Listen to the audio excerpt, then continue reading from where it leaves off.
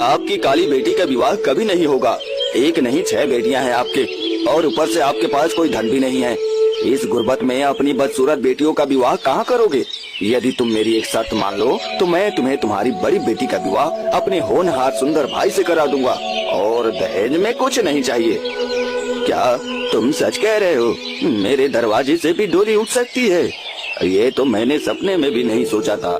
परंतु तुम्हारा भाई उस गांव की सबसे सुंदर रेखा नाम की लड़की से प्रेम करता है, और उनका प्रेम 7 साल पुराना है। कैसे करोगे तुम ये विवाह? इतनी सुंदर प्रेमिका को छोड़ने के बाद कोई मेरी बिल्कुल काली गरीब बेटी से विवाह कैसे कर सकता है? मुझे नहीं यकीन ये विवाह हो सकता है। यदि हो भी गया तो वो मेरी पुत्री को नहीं रखेगा। मैं आपको जवान देता हूँ, मेरा भाई अपनी सुंदर प्रेमिका को भी छोड़ेगा, आपकी काली बेटी को मान सम्मान से रखेगा और कभी उसको बदसूरत नहीं कहेगा। कुंदनपुर नामक गांव में शांति नाम की एक औरत रहती थी। उसकी गांव में बड़ी इज्जत थी। उसके 2 पुत्र थे, प्रभास और रघु। प्रभास के विवाह को कई वर्ष हो गए थे और अब रघु भी विवाह के योग्य हो गया था। एक दिन प्रभास अपनी माँ से बोला, माँ, मैं क्या सोच रहा था, अब रघु बड़ा हो गया है, अब हमको उसके विवाह के बारे में सोचना चाहिए। बच्चों का विवाह समय से हो जाना चाहिए। ऐसे तो रघु मेरा छोटा भाई है, परंतु पिताजी के जाने के बाद मैंने उसको संतान की तरह ही पाला है। कभी मुझे यह एहसास नहीं हुआ कि मेरी संतान से कम है रघु। सारा प्रेम मैंने रघु पे भी ही लुटाया है। बेटा, तू ठीक कह रहा है। मैं इस बात को अच्छे से जानती हूँ। तुम अपने छोटे भाई का कितना ध्यान रखते हो और उसके सामने अपनी पत्नी तक को देखते नहीं हो। मैं भी कई दिनों से तुमसे बात करने की सोच रही थी रघु के बारे में। गांव में से ही उसके कई रिश्ते आए हैं। तुम बोलो तो एक बार हम लड़की वालों से बात कर लें। हमारा रघु बहुत सुंदर है। मैं चाहती हूँ उसके लिए लड़की भी उसी की तरह नेक और सुंदर मिले। हाँ माँ, तू ठीक कह रही है। मैं भी उसी के जैसी लड़की ढूंढ रहा हूँ। वो हमारे पुराने कल्याण काका है ना, उनकी पुत्री कैसे रहेगी हमारे रघु के लिए? वो मुझे कई बार मिल गए। बेटी का रिश्ता हमारे घर करना चाहते हैं। जब कोई इतनी इज्जत से अपनी बेटी हमको देना चाहता है तो हमारा भी फर्ज बनता है उसकी बात पे एक बार गौर करना। क्या कहती हो माँ, उसकी पुत्री से विवाह तय कर दूं रघु का? शांति कुछ देर चुप रही, फिर सोचते हुए बोली, हमारा रघु इतना समझदार, इतना मेहनती, इतना सुंदर, और कल्याण की 6 बेटियां हैं और 6 की 6 काली हैं। कल्याण की बेटियों की जोड़ी तो हमारे पुत्र से कहीं तक भी मिलती नहीं है। और दूसरी बात ये है कि हमारे पास इतनी सारी जमीन है, हम गांव में अच्छे लोग कहलाते हैं, और कल्याण अपनी बेटियों को शादी में कुछ भी नहीं देगा। गांव में हमारी बहुत इज्जत है, और जब बहुएं कुछ लेकर नहीं आती तो गांव वाले कुछ कहे ना कहे, पर मन में सोचते जरूर हैं कि उनके बेटे में कोई तो कमी होगी, जभी तो इनको दहेज नहीं मिला। दहेज लेने देने से भी इंसान की इज्जत में फर्क पड़ता है। अरे माँ, तू कौन से पुराने जमाने की बात कर रही है? हम इंसान हैं और हमें अपने अंदर इंसानियत जगा कर रखनी पड़ेगी। हम तो जमींदार हैं, हमारे विवाह तो कहीं भी हो जाएगा। लेकिन तू एक बार उनके बारे में भी तो सोच, जिनकी 6 जवान बेटियां घर पर बैठी हैं, रंग रूप से भी अच्छी नहीं है। उनकी बेटी से कौन करेगा विवाह? अगर हमारे होते हुए गांव में किसी की लड़की बिन ब्याही रह जाए तो कल के दिन ऊपर जाकर हिसाब हमसे भी होगा। तो अगर हमारा एक बेटा है और वह विवाह की योग्य है तो हम किसी गरीब की बेटी का भला कर सकते हैं, और इससे गांव में हमारी इज्जत कम नहीं होगी बल्कि बढ़ेगी। माँ, बात तो ठीक कह रहा है, लेकिन कभी कभी गांव वालों के बारे में भी सोचना पड़ता है कि हम उनको क्या जवाब देंगे। परंतु तेरी यही इच्छा है तो मैं तेरी इच्छा के विरुद्ध नहीं जाऊंगी। रघु जैसा मेरा बेटा है, वैसे तेरा छोटा भाई भी है। तुझे उसकी खुशी के लिए जो करना है कर ले। यदि तुझे यही सही लग रहा है तो मैं इस विवाह के लिए तैयार हूँ। मुझे कोई आपत्ति नहीं है। बस तू रघु से बात कर लेना। उसका विवाह है, एक बार रघु की मर्जी भी जान लेना हमारा फर्ज है। अरे माँ, रघु क्या बोलेगा? तू तो जानती है ना, वह मेरा छोटा भाई है और आज तक उसने मेरे फैसले पर कोई उंगली नहीं उठाई। जो मैं कर दूंगा वह उसी में खुश हो जाएगा, और मैं उसका बड़ा भाई हूँ, उसका बुरा तो नहीं चाहूँगा। मुझे नहीं लगता उसको हमारे इस फैसले से कोई भी आपत्ति होगी। अब कल्याण काका के घर जाता हूँ और उनसे विवाह की तारीख पक्की कर लेता हूँ। शांति चाहती तो नहीं थी कि कल्याण के घर में उसके पुत्र का विवाह हो, परंतु वो बेटे के सामने कुछ नहीं बोल पाई। जब से उसके पति का देहांत हुआ था तब से घर के सारे छोटे मोटे फैसले प्रभास ही करता था, और अब उसको अपने फैसले लेने की इतनी आदत हो गई थी। प्रभास कल्याण के घर गया। कल्याण उसको वहाँ पर देखकर चौंक गया। तुम जैसे बड़े लोग हमारे यहाँ आज कैसे? तुम इस गांव के जाने माने लोगों में आते हो, मुझसे कोई गलती हो गई क्या जो आज तुम मेरे घर खुद चल कर आए हो? मैं आपके लिए एक खास तोहफा लेके आया हूँ। सबसे पहले मुझे ये बताओ, तुम्हारी कोई सी पुत्री का विवाह तय हुआ या नहीं? अब तो एक नहीं 6 की 6 जवान हो गई है, कब तक बिठा कर रखोगे? करो उनका विवाह। अब किस चीज की प्रतीक्षा कर रहे हो? क्या बताऊं, कोई भी गांव में या दूसरे गांव में भी ऐसा इंसान नहीं जो मेरी बेटियों से विवाह करना चाहता हो। कितनी जगह रिश्ते भेज दिए, लड़कियों को देखते हैं और उल्टा सीधा बोलकर चले जाते हैं। अब तो मुझे घर के बाहर निकलते हुए भी शर्म आने लगी है। मेरी सबसे छोटी बेटी के साथ की जो लड़की है ना, उसका भी विवाह हो गया है, मेरी बड़ी बेटी का भी नहीं हुआ। आपकी काली बेटी का विवाह कभी नहीं होगा। एक नहीं 6 बेटियां हैं आपकी, और ऊपर से आपके पास कोई धन भी नहीं है। इस गुर्बत में अपनी बदसूरत बेटियों का विवाह कहाँ करोगे? यदि तुम मेरी एक शर्त मान लो तो मैं तुम्हारी बड़ी बेटी का विवाह अपने होनहार सुंदर भाई से करा दूंगा, और दहेज में कुछ चाहिए भी नहीं। क्यों मजाक बना रहे हो? गरीब लोगों का मजाक तो वैसे सब बनाते हैं, चलो आप भी बना लो। अरे सच कह रहा हूँ, बस तुमको मेरी एक बात माननी होगी। क्या तुम सच कह रहे हो? मेरे दरवाजे से भी डोली उठ सकती है? ये तो मैंने सपने में भी नहीं सोचा था। परंतु तुम्हारा भाई उस गांव की सबसे सुंदर रेखा नाम की लड़की से प्रेम करता है, और उनका प्रेम 7 साल पुराना है। तो कैसे करोगे तुम ये विवाह? इतनी सुंदर प्रेमिका को छोड़ने के बाद कोई मेरी बिल्कुल काली गरीब बेटी से विवाह कैसे कर सकता है? मुझे नहीं यकीन ये विवाह हो सकता है। यदि हो भी गया तो वो मेरी पुत्री को नहीं रखेगा। मैं आपको जबान देता हूँ, मेरा भाई अपनी सुंदर प्रेमिका को भी छोड़ेगा, आपकी काली बेटी को मान सम्मान से रखेगा, और कभी उसको बदसूरत नहीं कहेगा। ये सब कैसे होगा, और तुम ये क्यों कर रहे हो? मेरे गोदाम में जितना भी माल पैसा मेहनत है सब मेरे भाई की है, ये पूरा गांव जानता है। मैं तो बस घंटे भर को चला जाता हूँ गोदाम पे, और ये बात माँ भी मानती है, मेरी पत्नी भी, परंतु कुछ कहती नहीं। कुछ दिन पहले मेरी पत्नी ने बोला कि रघु के विवाह के बाद सारा माल उसकी पत्नी का हो जाएगा और हम खाली हाथ रह जाएंगे, क्योंकि रेखा सुंदर ही नहीं बुद्धिमान भी है। मैं तुम्हारी बेटी से इस शर्त पे विवाह करूंगा कि कल के दिन तुम और तुम्हारी बेटी मेरे भाई की जायदाद में घर में कोई हिस्सा न मांगे। ये सब मेरा है और ये मैं रघु को भी नहीं दूंगा। ये सुनकर कल्याण सोच में पड़ गया। सोचने का समय नहीं है, बिठा कर रखो सारी जिंदगी बेटियों को। एक बेटी का विवाह हमारे घर हो गया तो बाकी के लोग सोचने पे मजबूर हो जाएंगे कि जब रघु जैसे इंसान का विवाह तुम्हारे घर हो सकता है तो जरूर कोई बात होगी तुम्हारी बेटियों में। या तो मेरी शर्त मानो, बेटी को विदा करो मेरे भाई के साथ और अपनी जबान बंद रखो, या फिर बेटी को हमेशा बिठा कर रखो। और हाँ, ऐसा नहीं सोचना कि एक बार विवाह हो गया तो सब ठीक हो जाएगा धीरे धीरे, परंतु ऐसा कुछ नहीं है। जो मैं करूंगा वही होगा, ये बात अपनी बेटी को भी समझा देना। कभी कल के दिन वो मुझसे जबान न लड़ाए। भूलना मत, आप पर और आपकी पुत्री पे एक बहुत बड़ा एहसान कर रहा हूँ। भड़कने की क्या जरूरत है, ये बात ज्योति को नहीं बताते हैं। उसको सच पता लग गया तो वो खुद ही ये विवाह नहीं करेगी। जब तक जैसे काम चल रहा है चलाते रहो, उधर तुम संभाल लेना, इधर मैं संभाल लूंगा। जो बात हमारे बीच हुई कानो कान किसी को खबर नहीं होगी।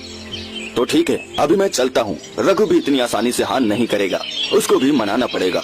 आप विवाह की तैयारी करो, अगले महीने तैयार रहना, बारात लेकर आएंगे। आज तक आपके घर से एक भी लड़की की डोली नहीं उठी, इस बार उठवा कर रहेंगे। किस्मत कभी कभी आप जैसे लोगों को भी मौका देती है, ये बात आज आपको समझ में आ ही रही होगी। मैंने तो सपने देखने ही छोड़ दिए थे कि मेरे घर में भी कभी बेटी की बारात आएगी। ऊपर वाले ने पूरी दुनिया की बेटियां मुझे ही दे दी, और अगर दी थी तो इनकी तकदीर और इनको सुंदर बनाता। इनकी काली तकदीर और काले चेहरों ने मेरी पूरी जिंदगी को कालस में पोत दिया है। प्रभास कल्याण की बात पर हंसते हुए अपने घर आ गया। शाम को जब रघु घर आया तो प्रभास ने कहा, रघु, अगले महीने तुम्हारा और ज्योति का विवाह है। इस महीने लगन से काम करो और जितना भी काम है उसको निपटाओ, फिर विवाह में व्यस्त हो जाओगे, कर नहीं पाओगे। रघु ये सुनकर चौंक गया। कब, कहाँ, कैसे? ये सब आप क्या बोल रहे हो? प्रभास ने उसे घूर कर देखा। रघु बेटा, तुम्हारा विवाह तय हो गया है ज्योति से। उसके पिताजी खुद रिश्ता लेकर आए थे। लड़की अच्छी थी तो हमने हाँ कर दी। सब कुछ इतनी जल्दी में हुआ कि बताने का समय ही नहीं मिला। अब जल्दी जल्दी सारी तैयारियां करनी है। मैं तो अपनी बहू को बहुत सारी अच्छी अच्छी साड़ियाँ चढ़ाऊंगी, बहुत सारे जेवर चढ़ाऊंगी। मेरे आखिरी बेटे की शादी जो है। तुम्हारे पिताजी जो जमीन छोड़कर गए थे, उस जमीन में से मैं थोड़ा सा तो खर्च कर लूं। अब मेरा बुढ़ापा है, ना जाने मेरी जिंदगी का कौन सा दिन आखिरी हो जाए। अपने आखिरी बेटे के विवाह में दिल खोल कर धन खर्च करूंगी। बाकी जो जमीन बचेगी वो अपने दोनों बेटों में आधी आधी बांट दूंगी। मेरी जिंदगी के आखिरी ख्वाहिश पूरी हो जाएगी। अरे माँ, इन सब की कोई जरूरत नहीं है। मैंने कल्याण जी से बात की है। वह गरीब लोग हैं और बेटी को सादगी से रुखसत करना चाहते हैं। अब हमने इतने सारे जेवर और साड़ी बनवाई तो उन पर जोर पड़ेगा, इसलिए हम सादगी से विवाह करते हैं और ज्योति को अपने घर ले आते हैं। ज्योति को घर ले आने के बाद तेरी जो भी इच्छा होगी, ख्वाहिश होगी, वह सब ज्योति के साथ पूरे कर लेना। फिर जितना सोना तुझे ज्योति को देना है अपने घर ला कर दे देना। दिखावा करने से कुछ नहीं होता है माँ। बेटा, बात तुम्हारी भी ठीक है। वैसे बात तो तुम ठीक ही कह रहे हो। हम सादगी से ही ये विवाह कर लेते हैं। उसके बाद जो भी देना होगा घर लाकर दे देंगे। एक जमींदार की बहू है वो, ऐसे थोड़ी रूखी सूखी अच्छी लगेगी। अरे आप लोग मेरे विवाह की बात कर रहे हो? एक बार मुझसे तो पूछ लो मैं क्या चाहता हूँ। मेरा विवाह तय कर दिया, ना मुझे एक बार लड़की दिखाई न मेरी मर्जी जानी। मेरा विवाह है, मुझसे पूछना तो आप लोगों को बनता है ना। अगर मैं कुछ नहीं बोलता इसका यह मतलब नहीं कि आप लोग मेरा विवाह कहीं भी कर दोगे। अब तू इतना बड़ा हो गया है कि मेरे फैसले तुझे पसंद आने बंद हो गए। अगर मैंने तेरा विवाह तय किया तो कुछ सोचकर ही तो तय किया होगा। आज तक मैंने कभी तेरे लिए कोई गलत फैसला किया है जो आज करूंगा? मेरी जिंदगी भर की मेहनत को, परवरिश को एक पल में बर्बाद न कर देगा। अरे रे रे, आज तक तेरे सामने खुद की संतान को भी जी भर के नहीं देखा। सबसे पहले तेरे बारे में सोचता हूँ, उसके बाद अपनी संतान को देखता हूँ। और आज इन सब का तो मुझे यह सिला दे रहा है। मुझे तुझसे यह उम्मीद नहीं थी। आज तूने मेरे जज्बात को ठेस पहुँचाई है। आज मैं निराश हो गया हूँ तुझसे। आज तूने मेरा बहुत दिल दुखाया है। आज मुझे लग रहा है कि जैसे आज पिताजी मुझे छोड़कर चले गए हो और आज मैं अनाथ हुआ हूँ। मेरा वह मतलब नहीं था। मैं आपके फैसले की कदर करता हूँ, परंतु मैं। इतना बोलकर रघु खामोश हो गया। फिर वो कुछ सोचकर बोला, माफ कर दो मुझसे गलती हो गई। मेरा इरादा आपका दिल दुखाने का नहीं था। मैं ज्यादा बोल गया। बस ऐसे अचानक विवाह की बात सुनकर मुझे बहुत अजीब लगा। आप माफ कर दो मुझे। आज के बाद कोई भूल नहीं होगी। अगर तू सच में मुझसे माफी मांगना चाहता है तो मेरी बात मान। जो हो रहा है उसको होने दे। मेरी जुबान से निकला हर शब्द पत्थर की लकीर है। जो मैंने कह दिया वह होकर रहेगा। मेरी जबान कट सकती है लेकिन पलट नहीं सकती। मैंने 10 लोगों के सामने जबान दी है। अगर तू चाहता है तेरे भाई का सर झुक जाए तो कोई बात नहीं। मैं तेरे लिए सर झुकाने के लिए भी तैयार हूँ। मैं नहीं कह रहा आप किसी के भी सामने सर झुकाओ। मैं मर सकता हूँ, आपका सर नहीं झुकने दे सकता। इतना बोलकर रघु मायूस होकर घर से निकल गया। चलते चलते वो जंगल में आ गया और एक पेड़ के नीचे बैठ गया। उसकी आंखों से आंसू लगातार बह रहे थे। तभी एक लड़की उसके पास आकर बोली, क्या हो गया है? आप ऐसे क्यों रो रहे हो? और आप आज कुएं पर क्यों नहीं आए? मैं पानी भरने गई थी, वहाँ मुझे कितना सूना सूना लग रहा था। ऐसा लग रहा था जैसे मेरा इस दुनिया में कोई है ही नहीं। जब तक मैं पानी भरने नहीं आती हूँ मेरा मन नहीं लगता, और जब एक बार आपको देख लेती हूँ तो मेरा पूरा दिन खुशी से बीत जाता है। और आज आपने कुएं पर ना आकर अच्छा नहीं किया। मैं बहुत परेशान हो गई थी, बहुत उदास भी हो गई थी, और अब देख रही हूँ आप रो भी रहे हो। कुछ ऐसा है क्या जो मुझे नहीं पता? सब ठीक है ना? क्या करता मैं आकर कुएं पे? क्या करता मैं आकर कुएं पे? क्या कहता तुमसे? मैं तुमसे नजरें नहीं मिला पा रहा हूँ। मेरी पूरी जिंदगी बर्बाद हो गई और मैं कुछ नहीं कर पाया, कुछ भी नहीं। ऐसा भी क्या हो गया जो तुम इतना परेशान हो रहे हो और इतना सब बोल रहे हो? मुझे बताओ ना, क्या हुआ है तुम्हारे साथ? शायद मैं तुम्हारी कोई मदद कर पाऊँ। मेरे बड़े भाई ने मेरा विवाह तय कर दिया है और अगले महीने मेरा विवाह है। ये तुम क्या बोल रहे हो? ऐसा नहीं हो सकता। मैं ऐसा नहीं होने दूंगी। हम दोनों 7 साल से एक दूसरे से प्रेम करते हैं और हम दोनों ने एक दूसरे की सौगंध खाई थी कि हम अपनी जिंदगी में किसी तीसरे को नहीं आने देंगे। और आज 7 साल के बाद अचानक तुम मुझसे आकर कह रहे हो कि तुम्हारे बड़े भाई ने तुम्हारा विवाह कहीं और तय कर दिया है और तुम कुछ नहीं कर पा रहे हो। अपने घर जाओ, अपने भाई से बात करो और उनसे बोलो कि तुम मुझसे विवाह करना चाहते हो क्योंकि तुम मुझसे प्रेम करते हो। मैं यह सब नहीं कर सकता। मैं कितने ही वर्षों से तुम्हारे बारे में अपने घर बात करने की कोशिश कर रहा था, परंतु नहीं कर पाया। तुम तो जानते ही हो मेरे बड़े भाई को, वह मुझसे कितना प्रेम करते हैं। आज तक उन्होंने जो कुछ भी किया मेरे लिए, मैं उसको भूल नहीं सकता। मेरे पिताजी के जाने के बाद उन्होंने एक संतान की तरह मेरा ख्याल रखा है, मुझे काम करना सिखाया, मुझे हर चीज में आगे रखा। इतना सब होने के बाद अगर आज वो मेरी जिंदगी का एक फैसला ले रहा है तो मैं उस फैसले के खिलाफ नहीं जा सकता। तो क्या तुम अपने भाई की मर्जी से विवाह कर लोगे? मुझे छोड़ दोगे एक ऐसी लड़की के लिए जिसको तुम जानते तक नहीं हो? एक अजनबी लड़की के लिए प्रेम की बलि चढ़ा दोगे? अपने भाई के बारे में सोच रहे हो, एक बार मेरे बारे में भी तो सोचो। तुम्हारे विवाह के बाद मेरा क्या होगा? 7 साल का प्रेम है, 7 दिन में नहीं भुलाया जा सकता। जितने आंसू बहा रहे हो ना, उतनी हिम्मत दिखाओ और पालो अपने प्रेम को। प्रेम करना कोई अपराध नहीं है। फिर तुम क्यों अपनी बात अपने घर वालों से क्यों नहीं बोल पा रहे हो? तुम्हें मेरे जज्बात को समझने चाहिए, तुम्हें मुझे सहारा देना चाहिए, और उल्टा तुम मुझ पर भड़क रही हो। तुम जानती हो ना मैं कितना मजबूर हूँ। मैं कुछ नहीं कर सकता, मैं कुछ बोल भी नहीं सकता अपने भाई के सामने। एक बार माँ ने यह फैसला लिया होता तो मैं माँ से बात कर सकता था, परंतु मैं भाई से इस बारे में कोई बात नहीं कर सकता।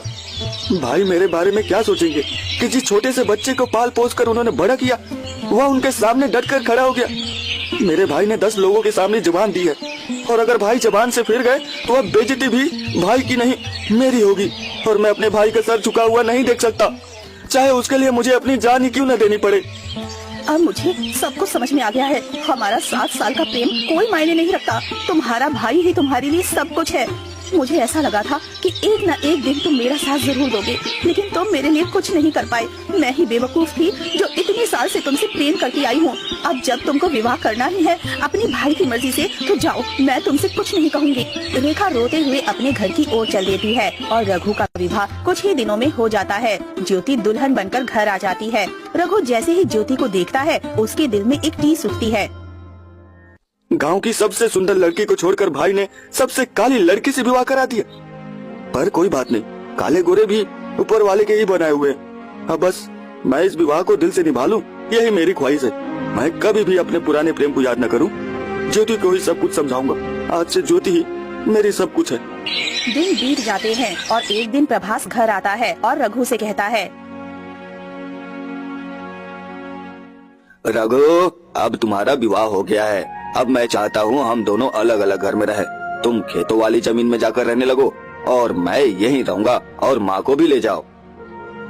मुझे इसी घर में आपके साथ रहना है। मैं आपको छोड़कर कहीं नहीं जाऊंगा। और आप मुझसे क्यों अलग होना चाहते हैं? मैं कभी आपसे अलग नहीं होऊंगा।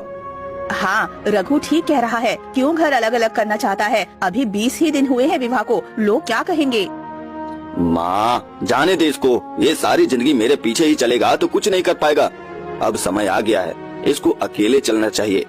मैं जानता हूँ ये अकेले नहीं चल पाएगा, इसलिए तेरे साथ इसको भेज रहा हूँ, ताकि तेरे साथ ये अकेला ना समझे खुद को। अभी आप तीनों खेतों वाले घर में जाओ। मैं कल से नए घर की नींव रख रहा हूँ। कुछ ही दिनों में घर बन जाएगा, इसमें रहना आप दोनों। ऐसा घर बनाऊंगा कि गाँव वाले देखते ही बोले ये बराबर बराबर दोनों भाइयों के घर है। तो ऐसा बोलना कि तू घर फिर से बनवाना चाहता है, और तू हमें जिस घर में भेज रहा है उस घर में भैंसे बंधा करती थी तुम्हारे पिताजी के समय में। उसमें कैसे रहेंगे हम लोग इतने दिन? अरे माँ, ज्यादा मजदूरों को लगाकर जल्दी बनवा दूंगा। अब जल्दी जाओ, मिस्त्री आते ही होंगे। तेरी पत्नी को भी भेज दे, वो अकेले यहाँ क्या करेगी? माँ, वो कुछ दिनों के लिए अपने मायके जा रही है। ये बच्चों के साथ अपने घर रह लेगी। आप तीनों उस घर में रह लो, मैं यहीं रहकर काम करवाऊंगा। शांति छोटे बेटे और बहू के साथ घर छोड़ देती है और उस भैंसों वाले घर में आकर रहने लगती है। बहुत मुश्किल था उस घर में रहना, परंतु बेटे ने घुट्टी ऐसी पिलाई थी कि उसको शांति क्या, छोटे बेटे और बहू भी नहीं समझ पाए। ये एक साजिश है। अगले दिन रघु दिन के समय में ही घर वापस आ गया। क्या हुआ बेटा, आज जल्दी घर आ गया? अभी तो गया था और वापस भी आ गया। तेरी तबीयत तो ठीक है ना? कहीं तुझे बुखार तो नहीं हो गया? जब से काम करना शुरू किया है आज तक कभी भी आधे दिन से घर वापस नहीं आया। आज दिन में ही कैसे वापस आ गया? मेरी तो समझ में नहीं आ रहा ये क्या हो रहा है। मैं गोदाम में गया था पर वहाँ ताला लगा हुआ है। भैया का भी कोई अता पता नहीं है। मैं अपने घर पर गया था, पुराने वाले घर, लेकिन वहाँ पर भी न भैया है न भाभी है। और तो और उस घर में भी जो हमारा घर था उसमें अब दूसरी फैमिली रह रही है। जो गांव का बड़ा जमींदार है उसने मुझसे कहा कि यह घर अब उसने खरीद लिया है और आज से जमींदार ही उस घर में रहेगा। और भैया यहाँ से शहर चले गए भाभी को लेकर। ये क्या बोल रहे हो? दिन में सपने तो नहीं देखने लग गए हो? ऐसा कैसे हो सकता है? वो जमींदार पागल तो नहीं हो गया? कुछ भी बोल रहा है। भला मेरा बेटा और बहू क्यों गांव छोड़कर जाएंगे? मेरे बेटे की बहुत इज्जत है गांव में, इतनी के किसी की नहीं होगी। मुझे लगता है ये जमींदार पागल हो गया है। तू उसके पास जा और उसको बोल मेरा बेटा उसी के जैसा एक और घर बनाना चाहता है ताकि उसमें मेरी छोटी बहू और बेटा रह सके। वो जमींदार जरूर नींद में होगा जो ऐसे बोल रहा है। चल तू मेरे साथ, मैं चलकर उस जमींदार को देखती हूँ और उसकी अकल ठिकाने लगाती हूँ। अब कुछ नहीं होगा माँ, मैं गया था जमींदार के पास, मैंने उससे बात करने की कोशिश की। वो बस एक ही बात बोले जा रहा है, ये घर उसको मेरे ही भाई ने बेच दिया है। इतना ही नहीं, उसके 2 लोगों ने मुझे जमकर धमकाया और घर से बाहर निकाल दिया। उन लोगों का कहना है कि वह घर उन्होंने खरीदा है और जमींदार ने मुझे हमारे घर के कागज भी दिखाए। भैया ने सच में वह घर उनको बेच दिया है। ये नहीं हो सकता, प्रभास को बुला कर ला, मैं उससे बात करती हूँ। ये सब उसने क्यों किया? ऐसी भी क्या मजबूरी थी उसने जो घर बेचना पड़ा उसे? कहीं मेरे बच्चे पर किसी का कर्ज तो नहीं हो गया था? कभी उसने डर के कारण मुझे बताया ही ना हो और चुपके से घर बेच दिया हो। कौन से कर्जे की बात कर रही है माँ? अभी परसों ही मैंने भाई को इतने सारे पैसे दिए। भाई ने बोला था सारा गोदाम का सामान बेचकर पैसे लाने को। भाई बोल रहे थे उनको बड़ी जगह से सामान लाना है गोदाम का, इसलिए बहुत सारे पैसे चाहिए। मुझे लगा आज आ गया होगा सारा सामान। अब गोदाम पे ताला, घर पे किसी और का होना। तुझे नहीं लगता इस बात में कोई तो गहराई है? ये मैं क्या सुन रही हूँ? तू जा और अपने बड़े भाई को बुला कर ला, मैं खुद बात करूंगी उससे, एक एक सवाल का जवाब लूंगी उससे। ये सब उसने किसकी मर्जी से किया? घर गोदाम सब बर्बाद कर दिया। पूरे गांव में भाई को ढूंढ कर आ रहा हूँ, भाई का कोई अता पता नहीं है। यदि भाई गांव में होते तो कहीं न कहीं तो मिलते ना, वो गांव में है ही नहीं। इसका मतलब जमींदार सच कह रहा था। प्रभास ने उसको घर बेच दिया, हमको घर से निकाल दिया, सारा पैसा लेकर खुद शहर भाग गया। अब समझ आया कि क्यों उसने अपने पत्नी और बच्चों को हमारे साथ नहीं भेजा था। एक ही दिन में क्या से क्या हो गया। मेरा खुद का बेटा मेरे साथ ऐसा कैसे कर सकता है? मुझे तो यकीन ही नहीं हो रहा है। अब मैं नई बहू को लेकर कहाँ जाऊँ, क्या खिलाऊं? वो क्या बोलेगी मेरी नई बहू अपने घर जाकर? माँ जी, आप मेरी चिंता मत कीजिए, आप लोग मुझे जैसे रखेंगे मैं रह लूंगी, आपसे कभी कोई शिकायत नहीं करूंगी। रघु ने कुछ नहीं कहा, मगर उसके दिल में तूफान था। उसके घर में सिर्फ 2 दिन का राशन बचा था, ना ढंग का घर, ना ही कुछ काम बचा था उसके पास। जो कल तक अपने भाई को इतना सारा धन कमा कर देता था, आज वो ही खाली हाथ रह गया था। माँ बेटे अब दोनों ही रो रहे थे। कोई और होता तो वो सह लेते। खुद के सगे भाई और बेटे ने माँ और भाई को बर्बाद कर दिया था। आपके भाई ने आपके साथ बहुत बुरा किया, आपका सब कुछ छीन लिया, पर आपका हुनर नहीं चुरा पाए वो। आप फिर से मेहनत कीजिए, आपको सारा काम आता है, आप फिर से जमा कर लोगे, मुझे पूरा यकीन है आप पर। हाँ, कुछ तो करना पड़ेगा, ऐसे हाथ पे हाथ रखकर नहीं बैठ सकता। पिछले महीने मेरे गोदाम पे एक दूसरे गांव का व्यापारी आया था। वो मुझसे अपने गोदाम में काम करवाना चाहता था, परंतु मेरे पास अपना था इसलिए नहीं किया। आज मैं वहीं जाऊंगा और काम शुरू करूंगा। रघु काम की तलाश में निकल पड़ता है और ऐसे ही 2 महीने बीत जाते हैं। उसकी आर्थिक स्थिति सुधरने लगती है। अब वो अपनी माँ और पत्नी को लेकर उसी गांव में बस गया था।